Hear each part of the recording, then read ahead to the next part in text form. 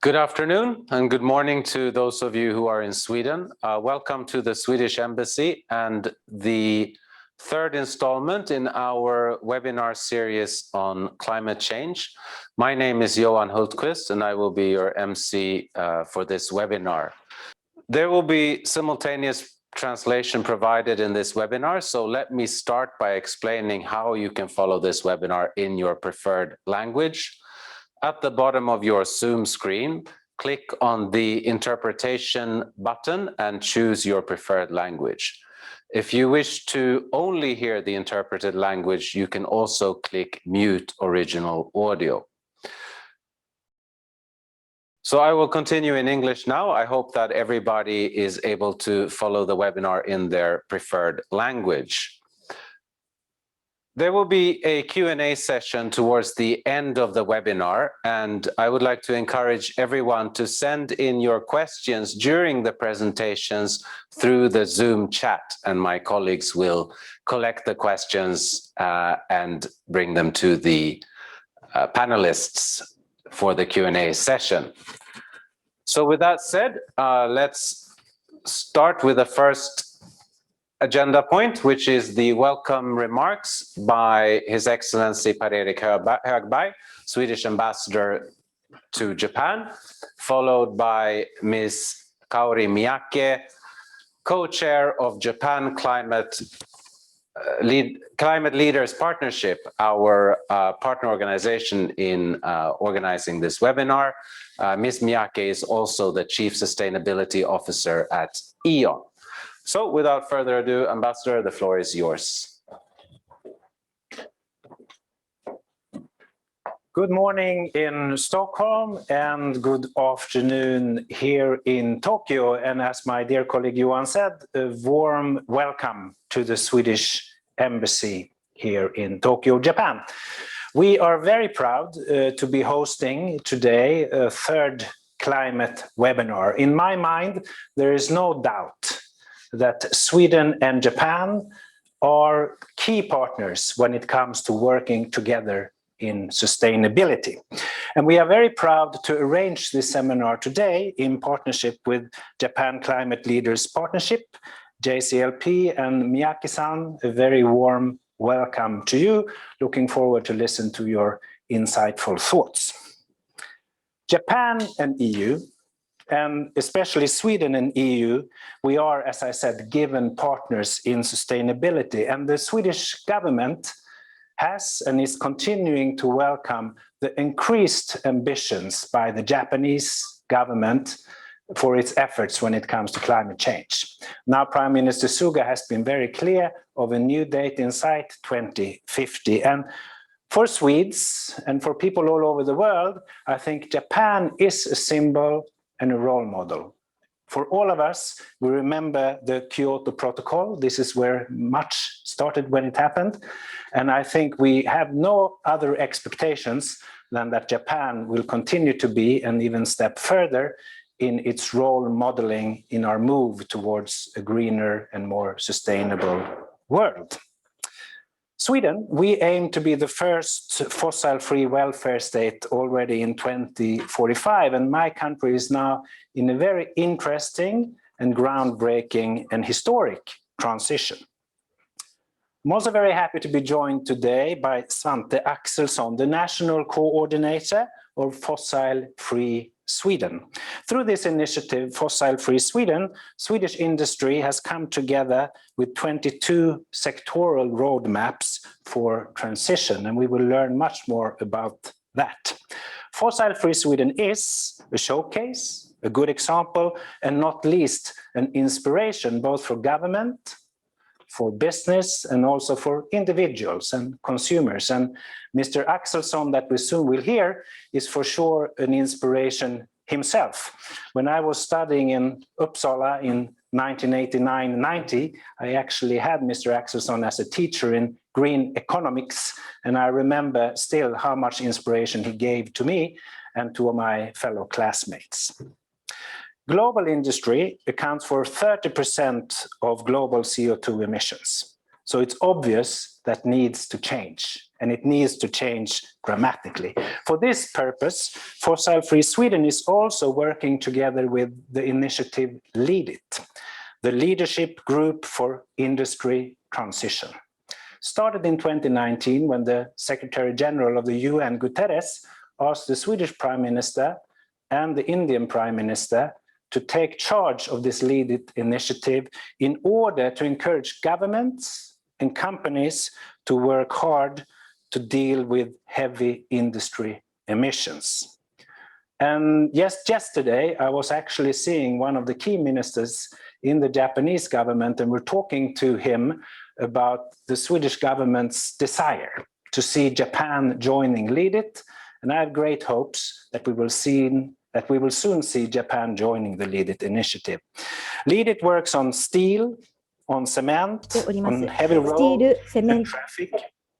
And I think we will see the sharing of experiences and know-how that will lead the world forward. 15 countries have joined, and you see big and key Swedish industries and companies such as Volvo, Scania, SSAB joining the Lead It initiative.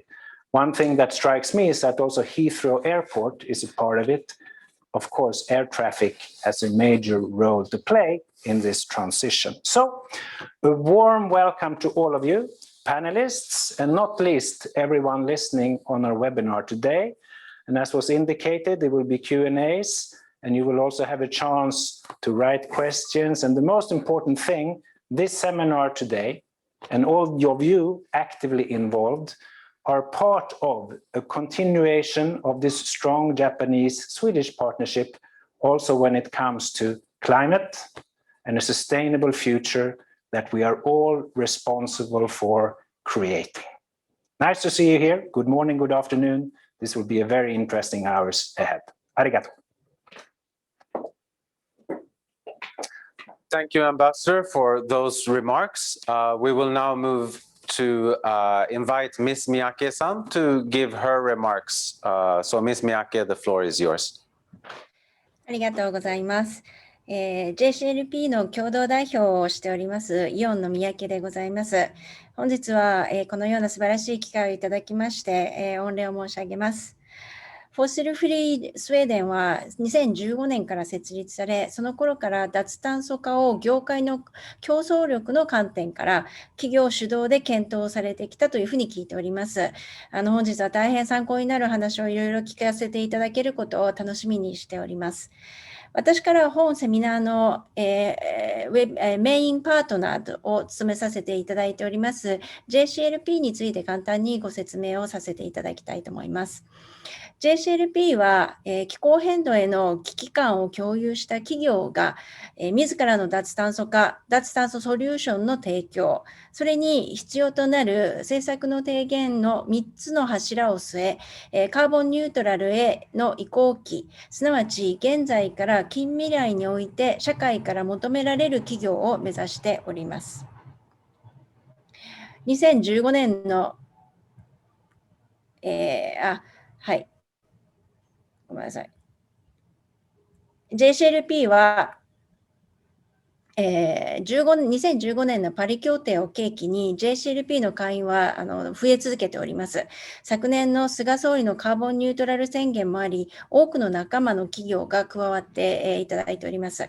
現在 JCLP は、このスライドの上側にロゴのあります正会員31社と、下側にロゴのあります参助会員152社を合わせ、183社で活動をしております。主な活動を簡単に紹介します。まず、経営に影響を与える重要な最新動向を COP の視察ですとか、国内外の有識者との対話などを通じて研究をしております。2019年のニューヨークでは、スウェーデンの鉄鋼会社であります、SSAB 社の幹部の方と JCLP 企業にて個別の会合を行いました。その際、2026年までに水素を用いた鉄鋼生産を開始し、2045年までに全事業における脱炭素化を目指すとの目標をお聞きしました。脱炭素化が難しいとされる分野でも取り組みが始まっているということを実感し、とても刺激を受けたというふうに参加者は話しておりました。このような情報をもとに、自らの脱炭素化や脱炭素ビジネスの検討を行うとともに、それらの実施に必要となる政策提言について検討を行い、政府への提言ですとか対話、政府会議への参加などを行っております。この写真はですね、2017年の COP23、ボンで行われました COP23 での JCLP への企業の代表者のメンバーと、ご紹介するまでもありませんけど、真ん中に立ってらっしゃるのはクリスティーナ・フィゲレスさんでございます。パリ協定の立役者と言われている、当時の事務局長であった方ですが、この時の会談は大変印象深いものでした。フィゲレスさんからは、この問題にはまだ誰も答えを持ち合わせていないんだという謙虚な認識を持ちなさいと。これという絶対解が今明確にあるというわけではないと。そして意見が異なる相手も尊重した上で一緒に検討し、共通見解を持ち、対応を進めるリーダーシップを発揮するべきだというふうに話していらっしゃったのが大変印象的でした。その挑戦の過程での出会いとして、フォースルフリースウェーデンの取り組みについて本日お聞きできることをとても楽しみにしております。本日はフォスルフリースウェーデンの概要と、22の分野から代表して2業界のロードマップを紹介いただきますが、今後個別の業界でのワークショップなどより深い議論や連携の機会など、が広がっていくことを期待しております。本ウェビナーが皆様にとって有意義なものとなりますようことを記念いたしまして挨拶に変えさせていただきます。ありがとうございます。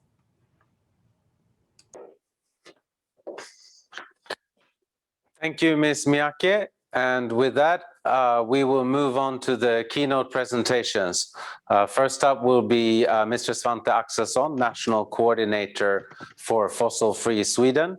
And he will be followed by two speakers who will speak more on specific sectors. Mattias Bergman, the CEO of Bil Sweden, the Swedish car industry, and Per Lars-Hans, Head of Sustainability at Ragn-Sells. So with that, it's a great pleasure for the embassy to welcome Mr. Axelsson for his keynote address. Mr. Axelsson, the floor is yours.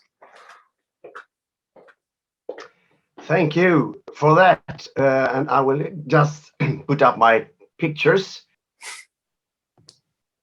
Yes. As you heard, National Coordinator for Fossil-Free Sweden, and Sweden want to be the first fossil-free welfare nation in the world. And I will come back to that later, why. But we see the opportunity now, and we see that the market is changing very fast. So we are in a hurry, you can say, both because of the situation on the planet. I will not talk so much about the situation, but you know that the situation is acute, and the time on the planet is not 5 minutes to 12, it's 5 minutes past 12. So it's why we need to have a new language and new analyze to see the possibilities, not only the threats. And that's the mission from Sweden now, to see the possibilities of being fossil-free nations.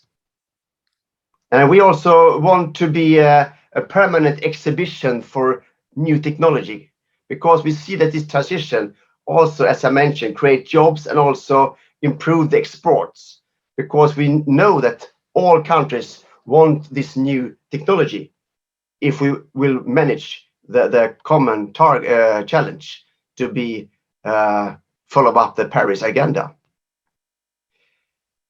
Of course, there are you can say it's excellent. It's of course a challenge to transform the society, and we have winners and losers. And I think the history could be a good inspiration. And we have done this transition before. We can say we always do this transition every day, but the situation now is more rapid transition. And we know from the history that we have solved this problem before, when we have a lot of shipbuildings, for example. We share that to other industrial sectors. We got from agriculture society to industrial society. So I mean, Sweden, I know, have a good situation because we have a lot of trust. We know that this country, this regions or these cities, we don't leave them alone. We support them with new jobs, new investments. So I mean, the trust is very important when we have this transition, because we have to take care of the losers. Otherwise, we got populists and strong, what do you say, fight against this transition. So the trust is very, very crucial when we come to this situation. Now we're now changing the society so rapidly. We also know that we have done a lot so far. It not has been so painful. If we talk to people in the streets in Stockholm or Gothenburg and everywhere, if I ask them, do you think it has been painful to reduce emissions by 29%? No one would say that.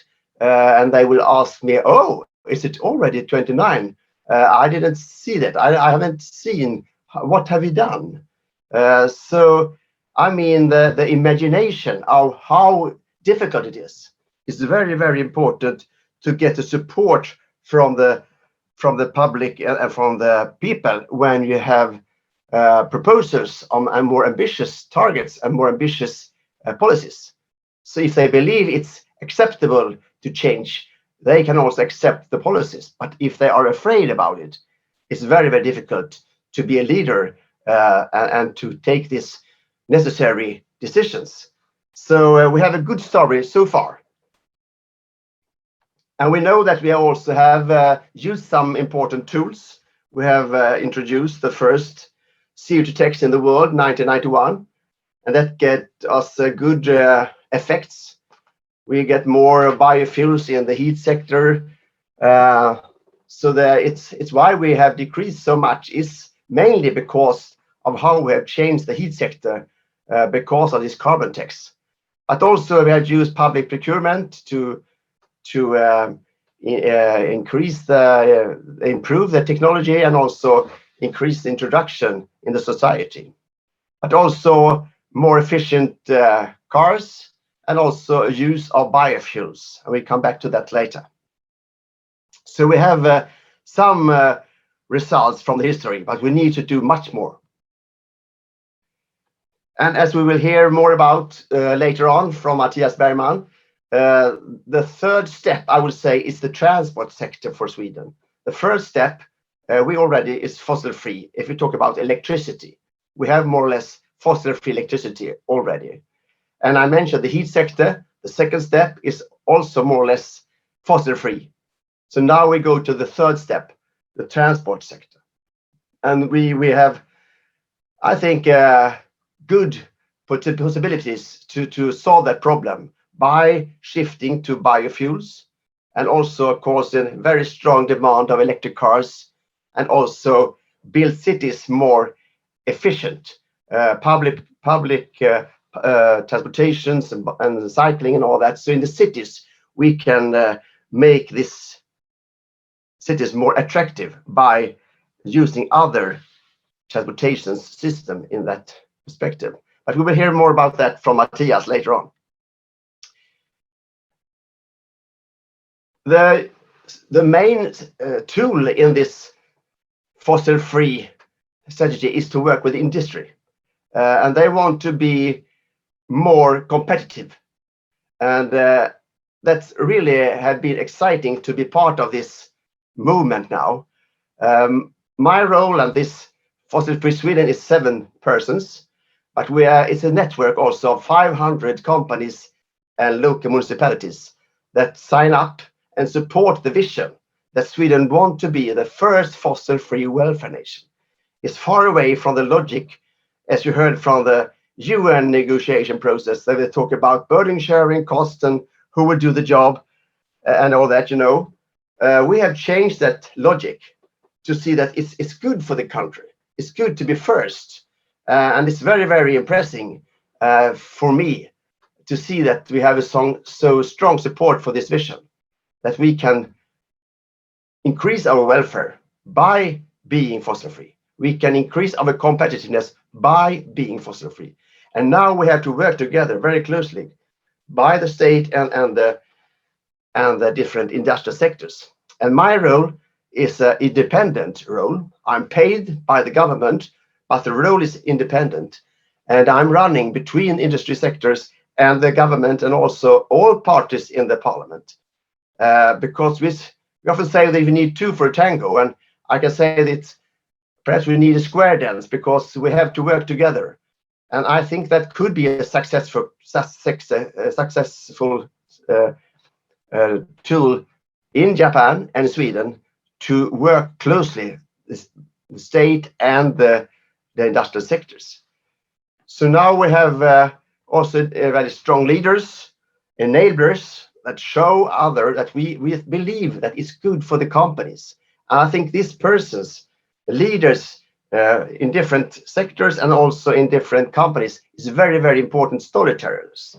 Because when people hear that SSAB and Scania and Volvo really believe it's good for the job, for the export, if we speed up the tempo, people believe it's good for the country.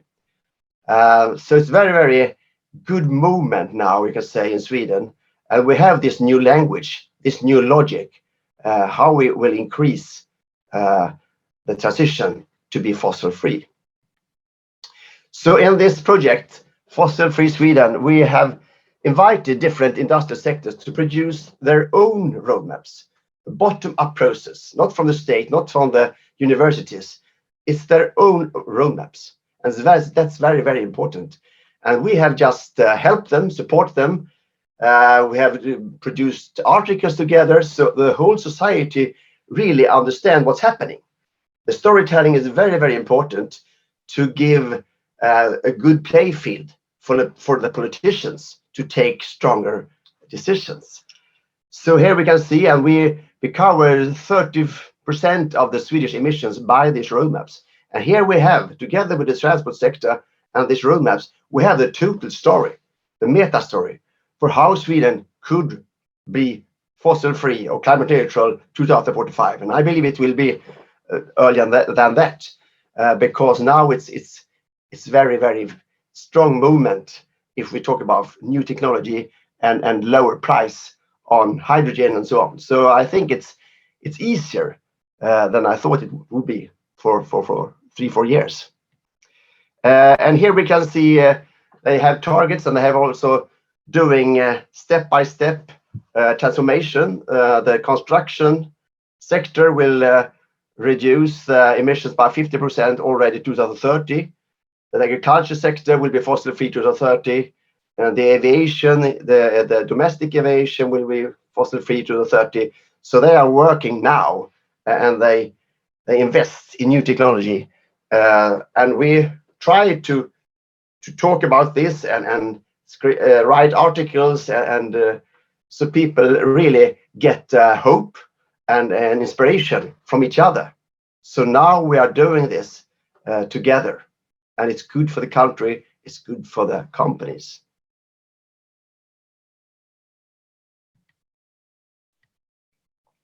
And as I mentioned, we produce these roadmaps, we give them to the government, and they are happy, as you see, because it's easier to be a politician if they have a strong support for stronger ambitions. The environmental movements, together with industry, want to speed up the tempo. And together, we can solve the problem. But just together, we can't solve it alone. And that's why we are so happy that we can collaborate and interact with each other and show the other countries and give inspiration to other countries that it's good for the welfare if you speed up the tempo and want to be fossil-free earlier than you thought it could be possible for you. And as I mentioned, this is a sort of an export strategy. If you want to be a model country, you can say, it's not only for us in Sweden, it's to show other countries that it's possible, but also speed up the tempo to spread out the new technology around the world. So now we talk about green industrial revolution in Sweden, and we have a lot of initiatives from the north to the south. And it's also very good to see that all regions could be part of the winners and be on the winning side. We talk about fossil-free iron in the north. We talk about fossil-free steel. We have this gigafactory of batteries. We talk about bio-CCS, production of ethanol. We talk about climate neutral cement, circular textile, biorefineries, circulation of plastics, so plastic refineries, you can say, and also regions with strong implementation of electric heavy trucks. So this is the story now that people talk about this in Sweden and say, oh, now it's happening. It's fantastic. It's not easy, but we have the possibilities. And if we don't do this, we will lose job. We will not be part of the market if we don't do this transition. So that's a threat. We need to speed up to be part of the market, and the demand, as I said, is increasing very fast. And globally, it's of course easier every day when we can see the price of solar energy and even wind. And that's why also hydrogen is so popular around the world. It's of course by that electricity is going down, the price of electricity. And I know that you know this type of figures. And in Sweden, we use a lot of wind, and wind will be even bigger than nuclear power around 2024. So the wind industry is very, very strong, and we see the prices going down. And this is a crucial thing that we can get low prices on electricity, so we can also produce very cheap hydrogen. And finally, the storytelling is very important. If don't people think that the world and the country and the life will be better if they are fossil free, it will be very difficult to get the support for strong decisions in a little country as Sweden. So here is a picture that you also can explain why it's very easy to live in Sweden, even if we have much more costly production of fossil-free steel. For example, if the steel production will be 25% more expensive, it's just 2 tires in costs. If you compare it to when you buy a car, it's very, very little cost in the end for the consumer, even if it's rather tough competition for the steel producers. And the same, it talks about climate neutral cement. It could be like 35% more expensive, but it's only just 0.5% more expensive to build that house. So that sort of storytelling is very important, so people believe that this society is not a painful life, it's a better life.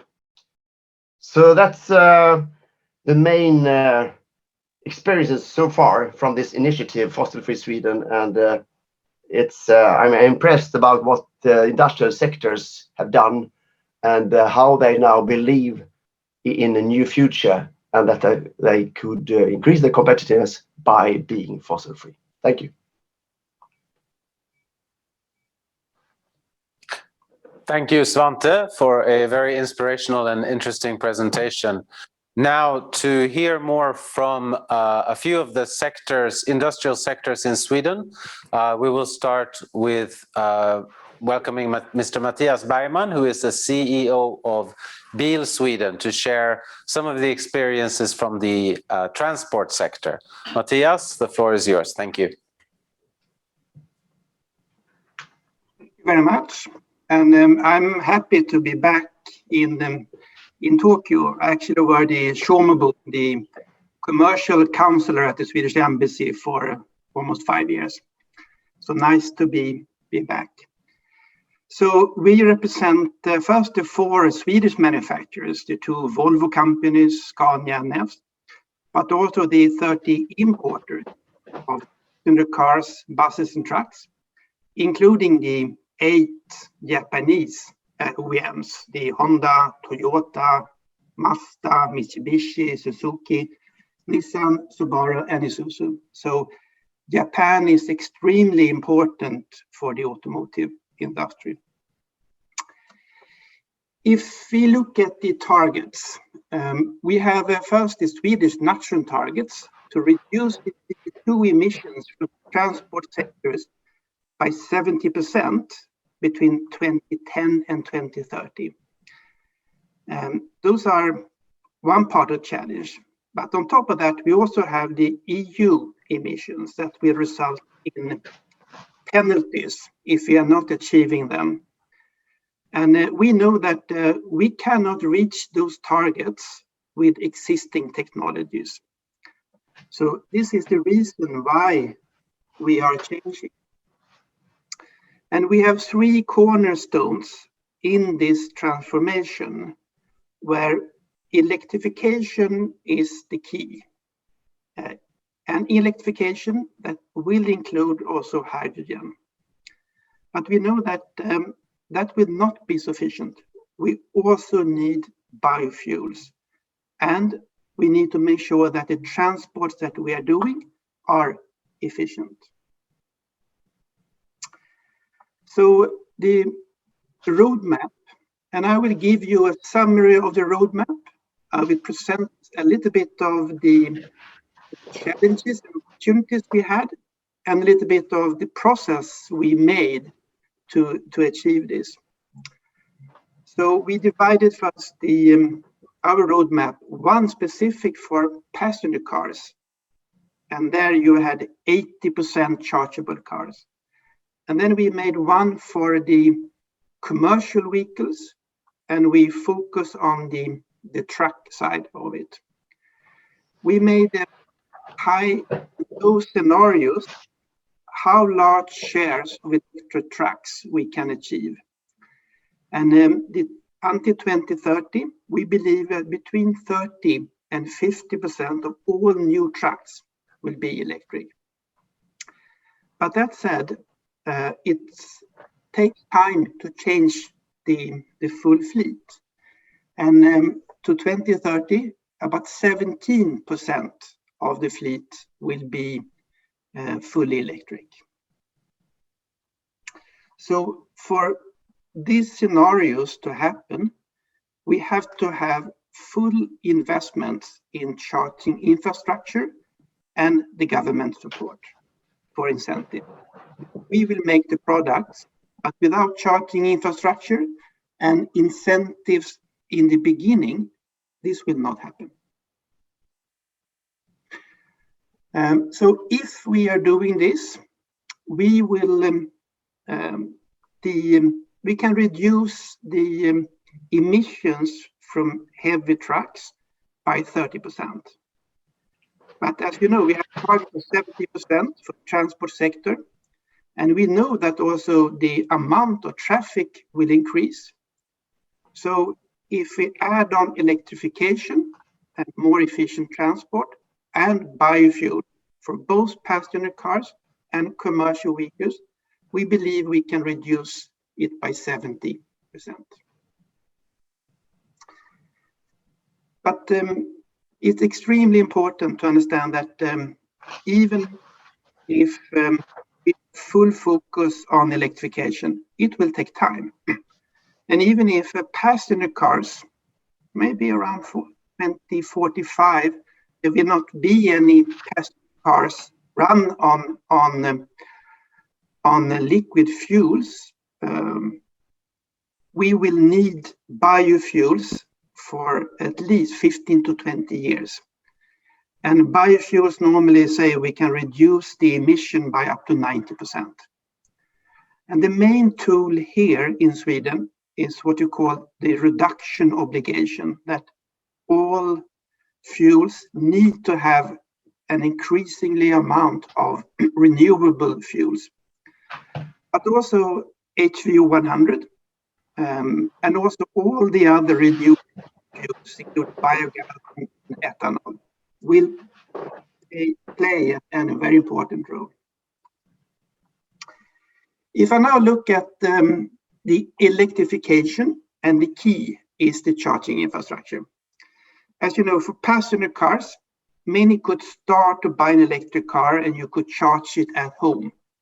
That cannot happen for commercial vehicles. You cannot charge a truck where you are living. And we can see now that we will have to divide it by the local and regional charging infrastructure, and also for the long haul. And for the local and regional infrastructure, most of the charging will be made overnight in the depot. That is non-public charging. And then about 50% of all the charging will be done where you're loading and unloading areas, logistic terminals. And this is what we call a semi-public charging. And only 5% of all the charging will be public charging. That means when there are longer distance and you need to stop at the truck stops, there is the public charging. Then the long haul, the long distance, we believe it will start to be electrified around 2025. And here there are three alternatives or three combinations. One is the fast charger, meaning similar as today for passenger cars. Those will be at least 350 kilowatts, going up to 500, and we are talking more up to 1,000 in the coming years. But there are also two other alternatives. One is the dynamic charging. This is what we call electric roads.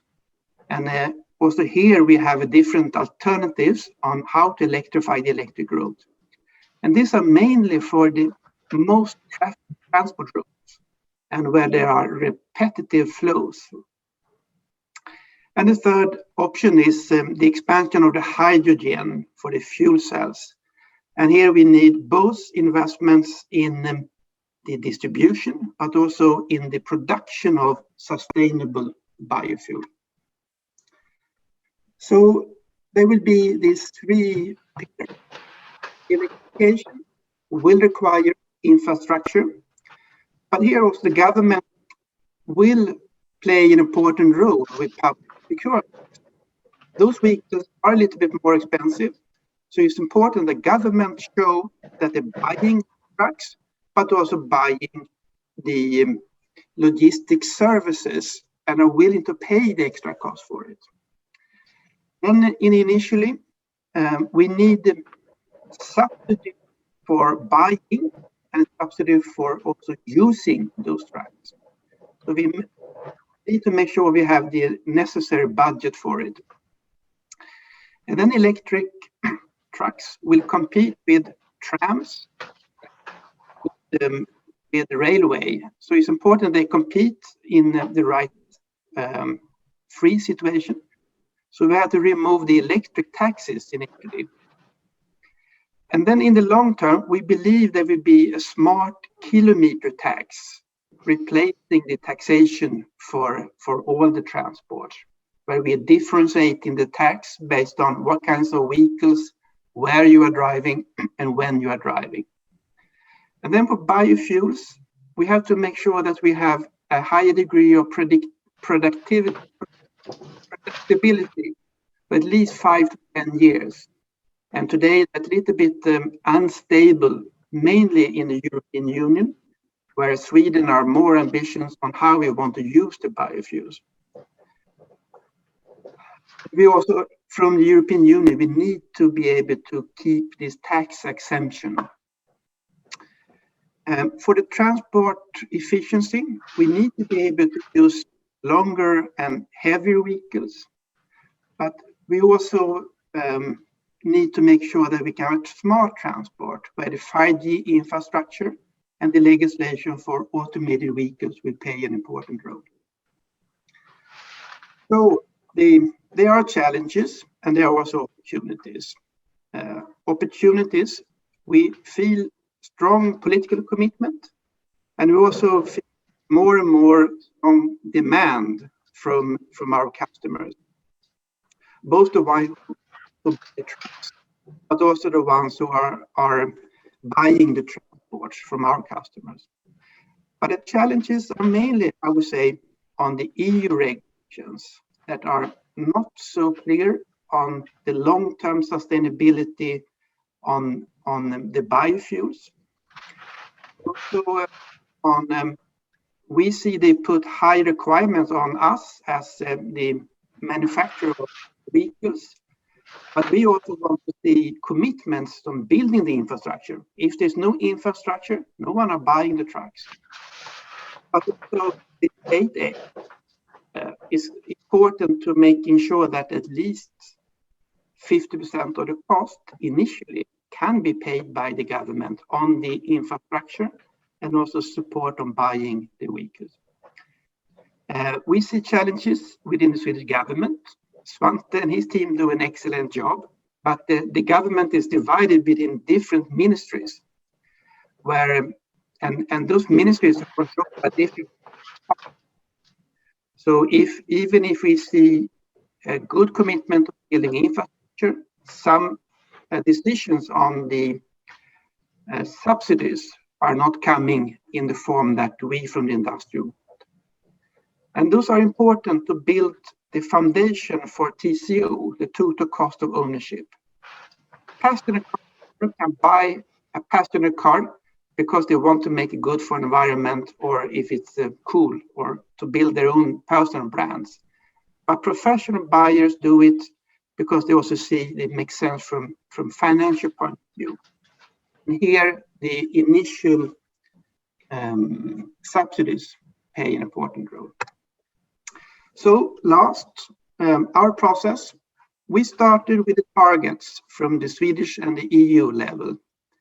And we started with member dialogues with our 30 members. Interviews on the individual basis, on what kinds of products do they have, how is the rollout, what do they see as the challenges.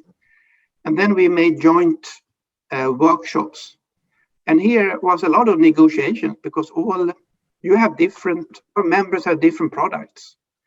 So we have to agree on what we can are good for all the members. And we also need to coordinate with other related industries, like the fuel industries and also the transport buyers. And Svante and his team, they played an important role to also support and help us to how we would package this for the government to be able to implement it. And then, of course, we had a very close dialogue with the government. So I believe we are now continuing. We have presented the plans, and now we are working with our members and the government. So thank you very much.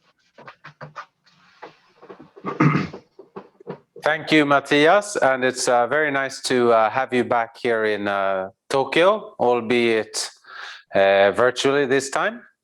And for our final presentation before the Q&A, we will turn to Mr. Per Lars-Hans of a very interesting Swedish company, Ragn-Sells, who will talk more about the recycling industry. So, Mr. Lars-Hans, the floor is yours. Thank you so much, and it's a great honor to be back in Japan as well. I agree with Matthias.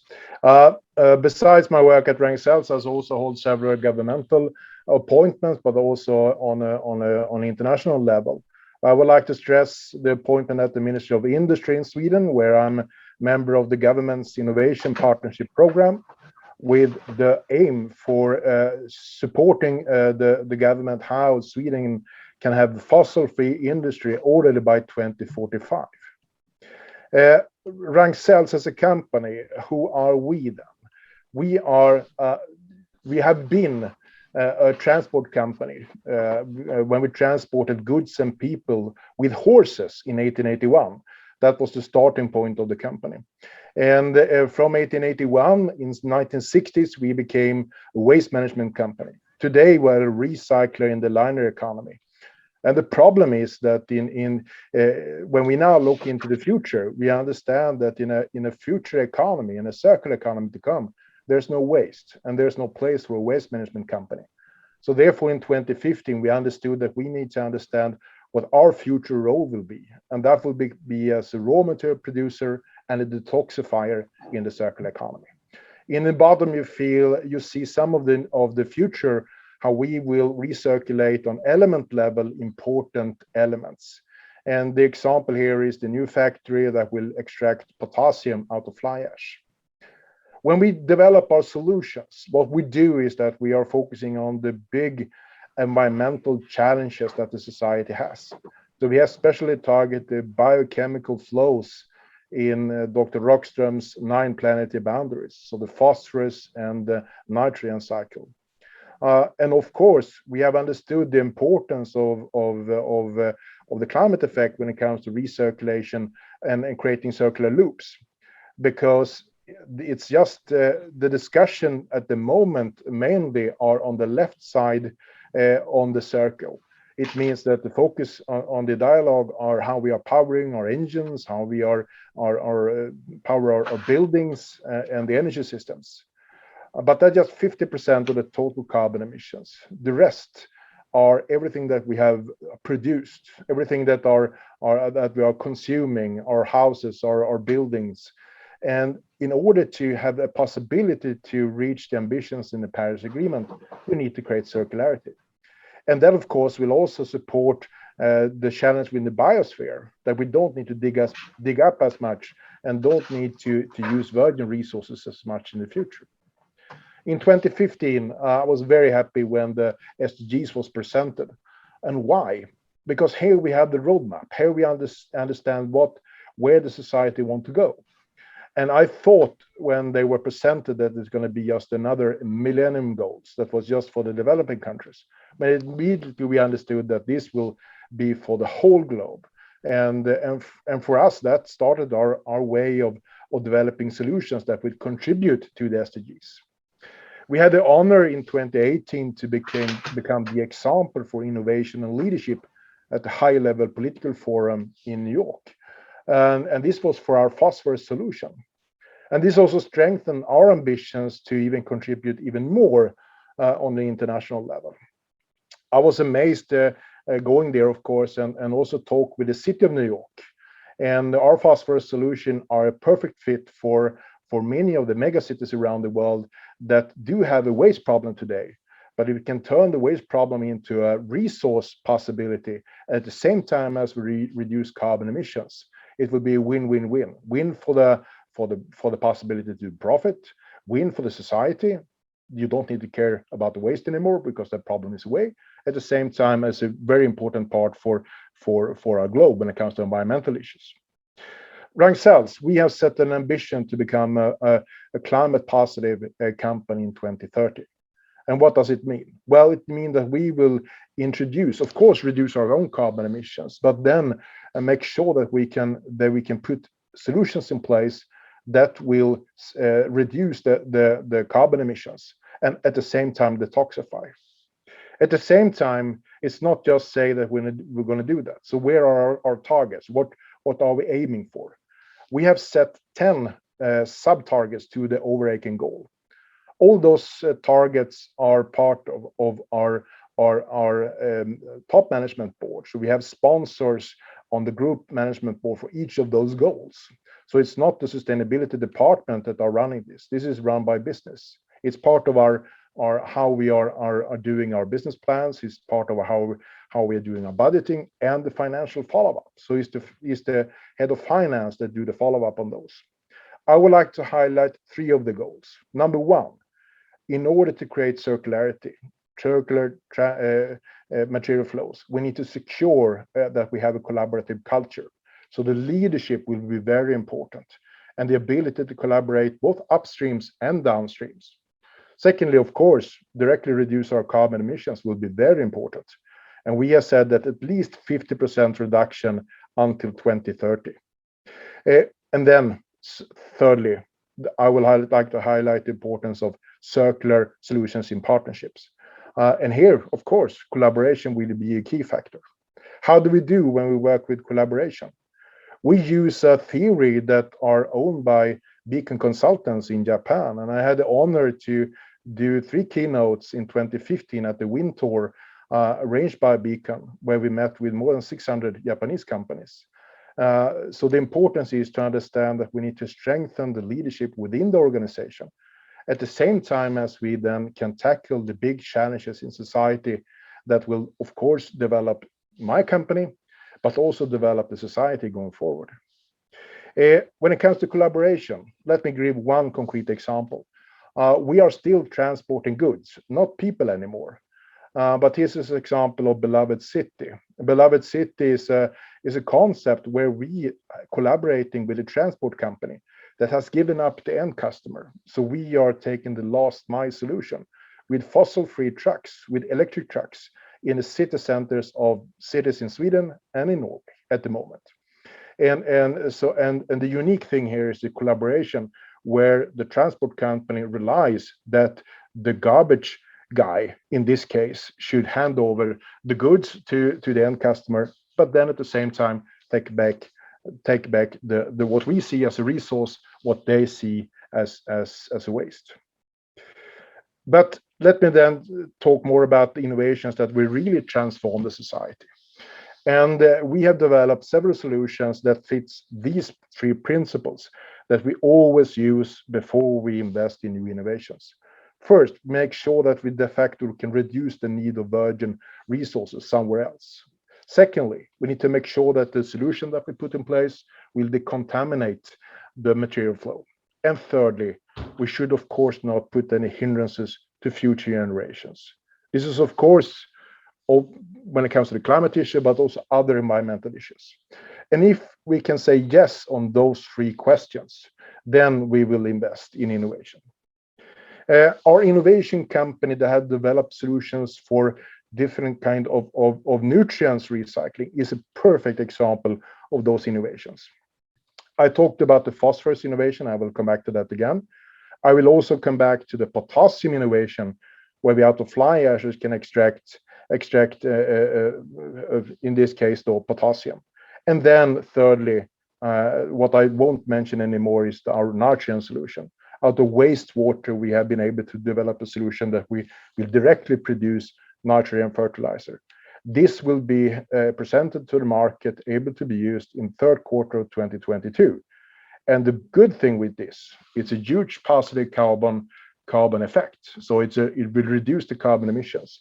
At the same time, it will reduce the cost for the wastewater treatment plants. But let us talk first about our solution where we will extract potassium out of fly ashes. And here I'm very honored to say that we are collaborating with Hitachi, SUSE and Innova that are setting up now the first plant together with us in Stockholm. At the same time, the international interest are growing already before even the first plant has been up and being producing any resources. We have been given grant from the Swedish EPA. So it's confirmed that this is a climate positive process that will deliver more positive outcome. So the question, what will we then produce? Here you have an example how we are using when after incineration of waste that can't be recycled.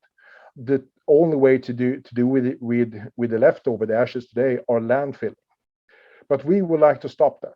What we like to do is that we will be able to separate everything that is very good in the resources. And 20% of the content in the fly ashes are commercial salts, like potassium.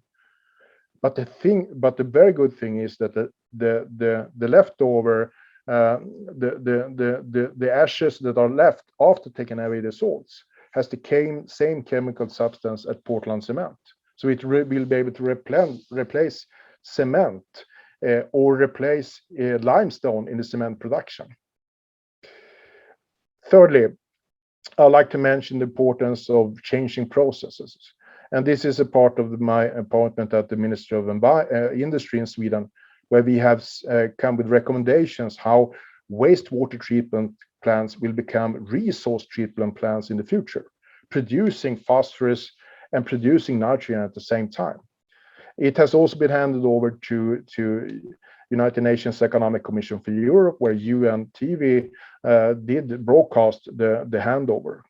And these concrete policy recommendations, how we can transform what is today a linear process into becoming a positive process, producing resources.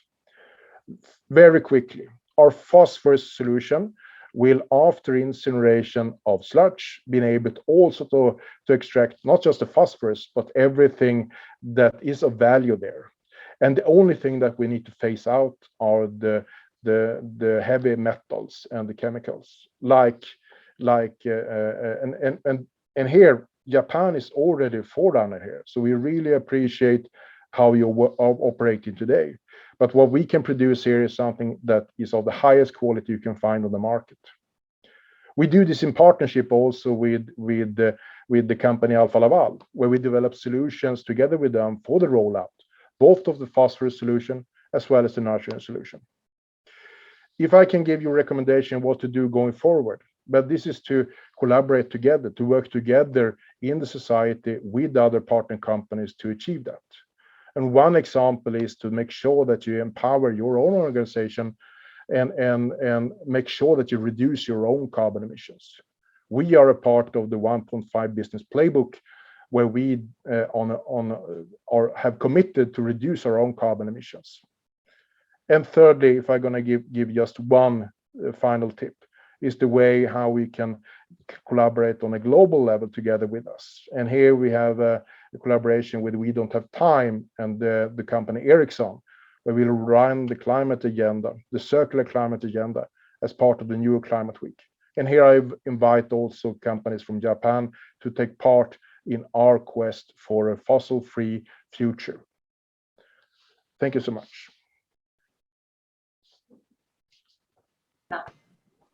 Thank you, Mr. Lars Hans, for a fascinating presentation. So that brings us to the end of our presentations, and we will now move into the Q&A section. Thank you all to all the participants who have sent many interesting questions. Fortunately, more questions than we could possibly hope to answer during the time that we have. But I will hand over to my colleague, Ms. Kazumi Appleyard, who will manage the Q&A session. So, Kazumi, please.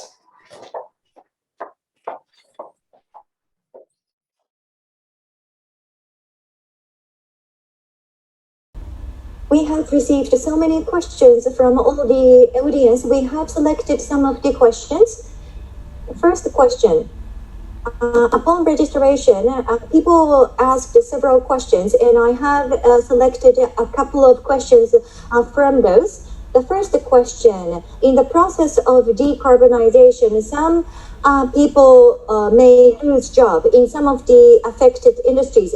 How are you planning to save those people? Mr. Svante, will you answer? I will put the question opposite way. I mean, the problem is that we can lose job if we don't change. That's the threat. So that's the signal from the industry. We need to change very fast to fossil-free. Otherwise, we lose jobs in the whole country. We don't see so much of the losers, but some of them, of course, we have. But there we have a program, you can say, that we support them to transform the industry ID and how they can change the production, and also how you can get new competence to the people and the workers. So we try to transform the industry so they can be part of the future and the new market. And as I said before, we have a lot of trust in that perspective. So people know that if there are big losers in some regions, they will get new investments. But the main strategy is to transform the industry so that will not be a loser. ありがとうございます。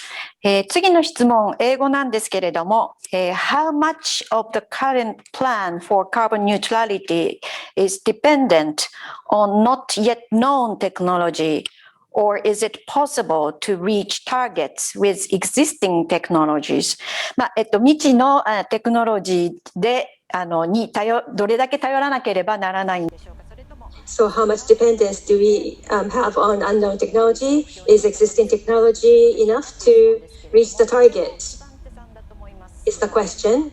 So maybe Svante. I would say that if we talk about green steel and climate neutral cement and electric cars and plastic refineries and so on, we have the technology. It's already proved and that it works. So the challenge is to finance this transformation and to scale up the technology. And that's why we have pilots and demonstrations, but the industry themselves, they don't hesitate about the technology. So we have already the solutions. And in many times, it's also we have the demand side already there.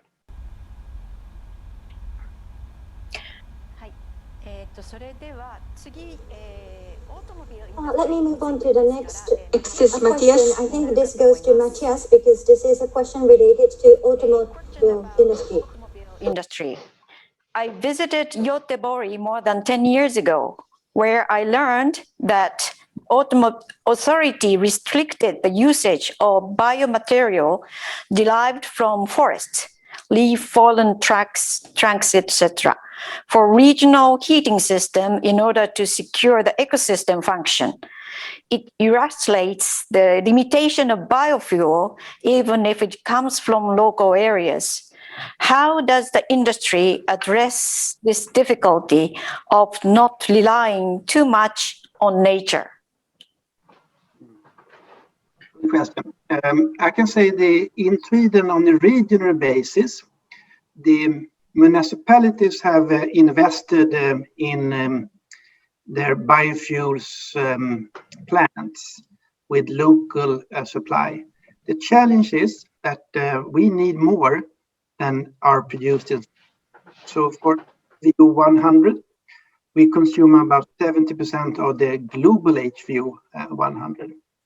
So how we are addressing is to try to be clear on what is our roadmaps, how much will we need during different time periods, and also making sure that the government and EU are supporting those industries to make their investments.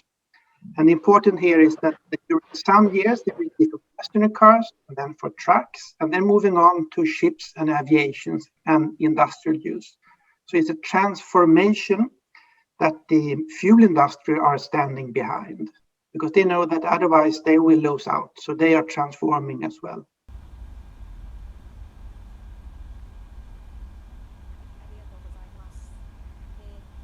Thank you. Again, this is for Svante. Mr. Axelsson again. This is about carbon tax. Could you tell me why you supported the idea of carbon taxation? Did you have any concern about negative impact of carbon tax to your production cost and or your international competitiveness? Yes, I think most of the people in the world is looking for the global tax, and then we have a good play field and a just competition. But in the real life, we need to take step by step. And Sweden started, as I mentioned, 1991 with the carbon tax, and I don't think it has been get a negative effect on the Swedish economy, because the main focus was on the transport system and the heat sector. And as I mentioned, the biggest transformation we got in the heat sector. The industrial sector is not so easy to have a carbon tax on, and that's why we got another solution in EU, that we have this emission trade system, and the price is really going up there now. We have, I think, I can't explain it in dollar, but it's increasing very, very high, 10 times higher than for 4 years ago. So now we have a strong incentives to phase out the coal production in EU. So the answer is, it could be very costly if we should have high taxes on the industry sector, but we choose another strategy. We have high taxes on traffic and heat, and have another solution for the industrial sector. はい、ありがとうございます。次はペーラシハンさんにお願いしたいと思います。 Next question goes to Per Rashhans. With regard to the Par's presentation, you said collaboration is very important, but in order to promote the recycle circulation, we need to control everything is done in a circular manner, from designing to the actual resource procurement perspective. So what kind of approach or collaboration are you pushing right now? Very, very intelligent question. The most important way what we must need to understand is that will not be enough just to change from fossil power processes to non-fossil fired processes. We need to make sure that we can change the processes as well. So the challenge is how we can then work upstreams and downstreams in the circle to create those flows. So here we need to put everybody around the table, that from the consumer all the way to the one that excavates from the mines. Do we need mines in the future? Yes, we'll definitely need to mine the next, I would say, 50 to 70 years, because we need to build new cities. So the most important is, how can we close the loops? How can we collaborate over the value chain to secure that we waste as little resources as possible? And here circular models will be the key component. I've just not demonstrated how food will be produced in the world, to be honest, in the future, where nutrients are sourced in a new way. But you can do that in every material stream. And then you understand that everybody needs to be around the table and discuss and how the processes, if they're going to be sustainable, are to be set up.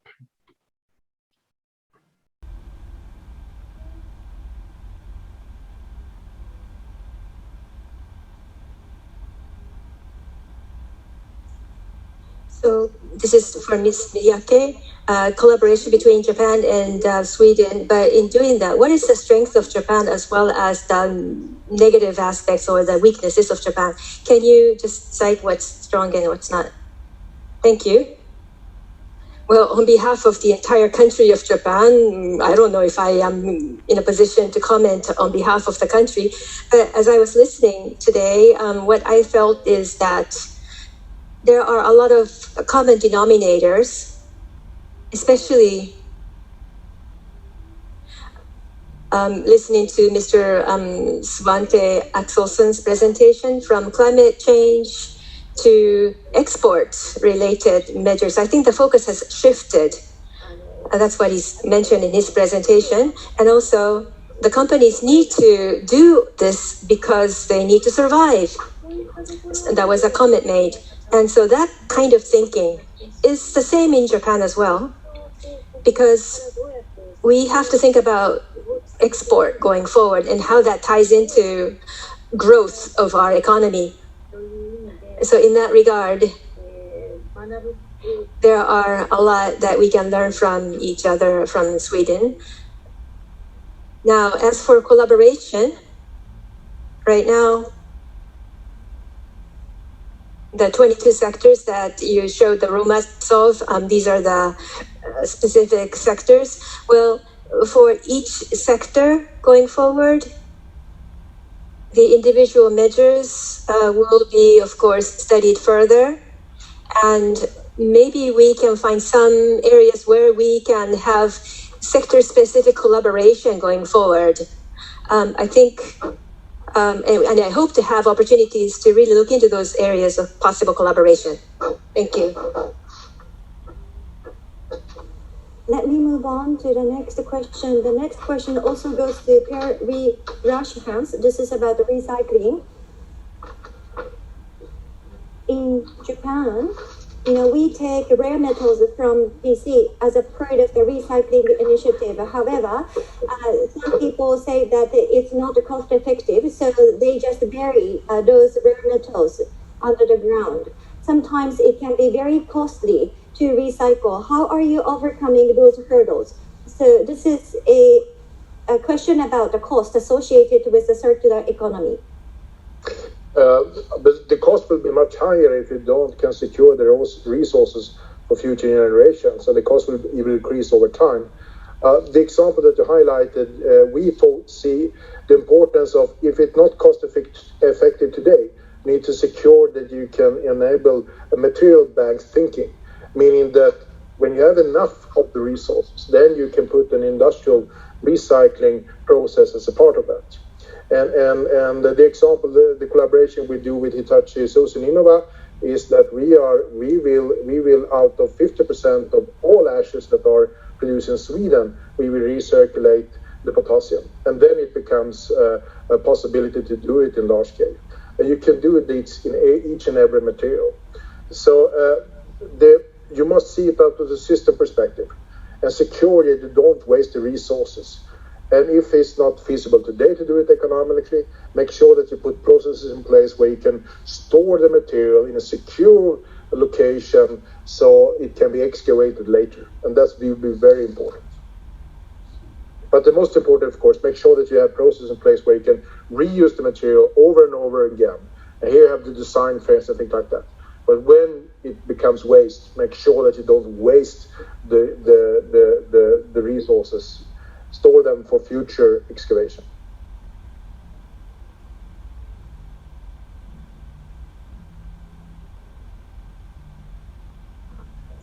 So next will be the final question. Actually, two questions, but they're similar, so I'd like to put them together. And this again will be for Svante, Mr. Axelsson. So since over 30 years ago, GDP growth and emissions reduction both being realized at the same time is really great. It was really convincing. Now, why was Sweden able to take on this challenge before other countries? And is there any tricks for education for the children in this regard? I'm very much interested in hearing your comments. And another is the awareness of the general public to support efforts by the industry. What is really supporting that effort? Maybe education, media, multifaceted approaches would be necessary, I presume. But if you can share with us some success stories, in other words, the efforts towards reduction of emissions, how were the awareness of the general public raised? Yes, thank you. I start with the second one. If we talk about this industrial transformation, I think the main support is coming from the Paris Agreement. And that make it easier for all companies to realize what would be the future. And they realize that everyone wants to buy fossil-free products before 2045. So that's the most important decisions in the world to make this story possible. And the other step is, of course, that a strong agreement in the Swedish Parliament and even in EU to have an ambitious target and objectives for reduction emissions. Especially for the Swedish companies, it's very important that we have a strong agreement between parties from the blue to red, so that the risk will be lower with a type of situation. The third perspective is that industries in Sweden see that if we will want to compete on the global market, we will increase the value of the products. We can't compete with low prices. We can compete with higher value. And in that perspective, it's natural also to take a step into to be one of the first fossil-free steel production, for example. The main task for the state is to reduce risks. And they can reduce risk in many ways. Not only to pay money to the industry. to be clear about the targets, the sector targets, and to also be strong in the public procurement is some tools. But I think now the most important thing is to deliver infrastructure and to take decisions much faster than earlier. Many companies, when I talk with them, they don't want so much money. They want electricity at the right time, at the right place. So that's the main challenge, to deliver electricity. We have the amount of electricity, but not at the right price and the right place. So that's a challenge. This first question, I think we have a strong, public movement to be a sustainable country, and we know we live close to the nature, and we know what we have to do. And I think we have a strong history that has shown us that it's good to be in the forefront, to accept new technology, and we have a lot of forest, and we have got the resources. So in that way, I think this last step is not so unique. We've done it before, and we know that we can collaborate with each other.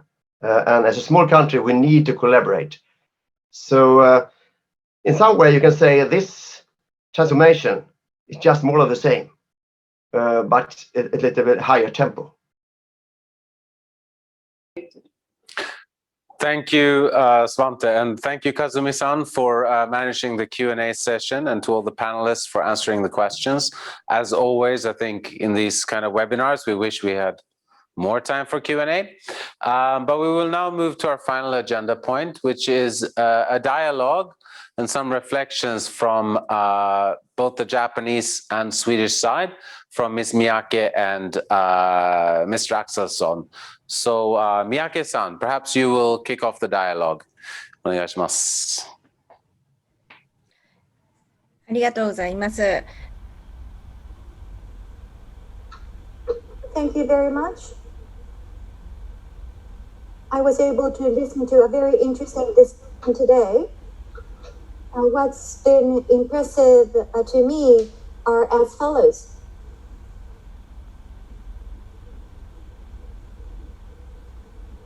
The declining industry, which was called losing. There will be an industry to be lost, but the trust is very important, and it's not like we leave them behind. Engage them all, we save them all, even if they're in the lost industry. That's been quite impressive. And I think that's the topic that Japan needs to discuss further. And as I mentioned earlier,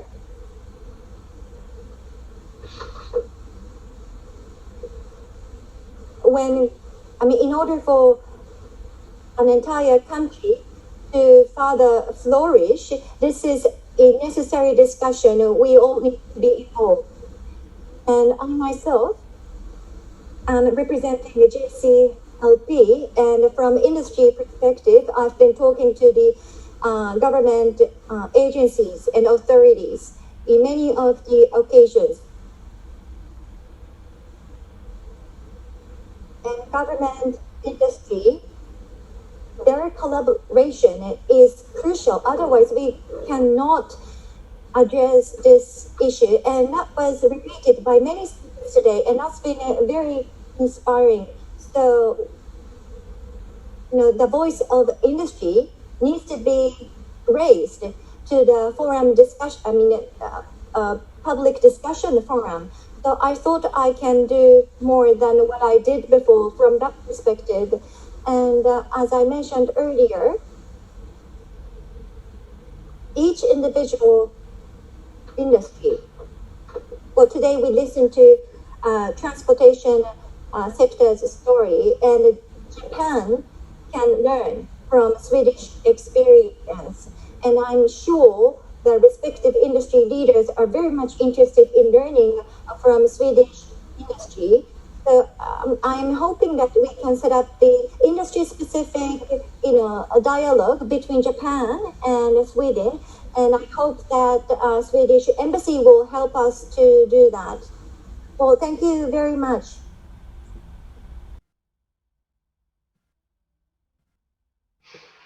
Yes, thanks for that comments. Nice to listen to your analysis, and I support what you said because I think the power from the industrial leaders is crucial.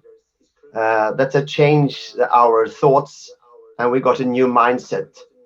And it's interesting to see, as I also has mentioned before, that the threat is now to speed up the tempo. If we don't do it very fast, we could be a loser. The whole country can lose jobs and welfare and export potential. The demand is increasing so rapidly, and the situation on the planet is so acute.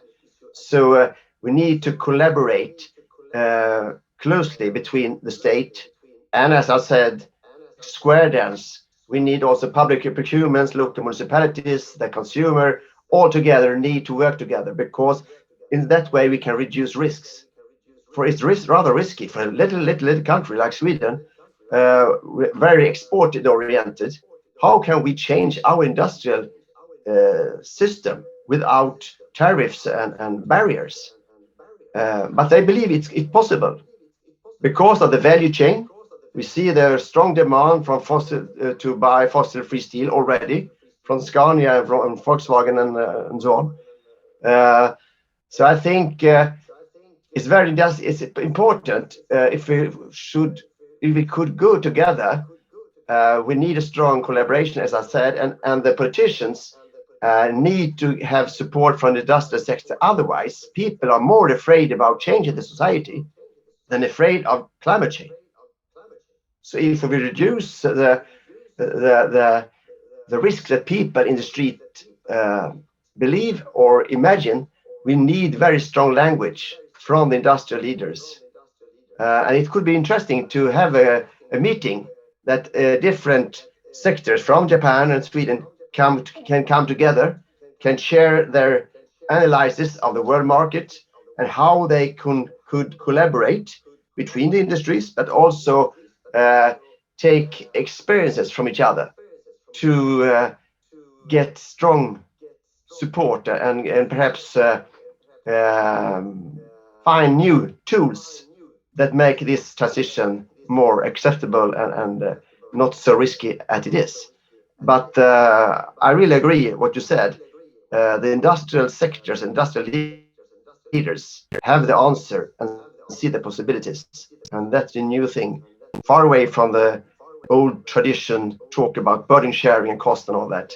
That was perhaps true for 10 years ago. It's not true anymore.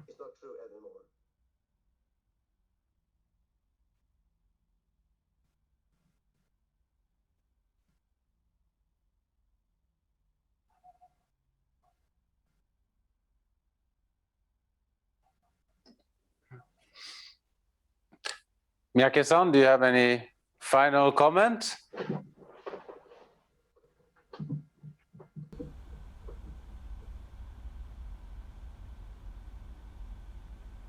Not really. Yes, it's about competitiveness. And I think we were talking about how quickly we have to act. We have to rush, we have to hurry.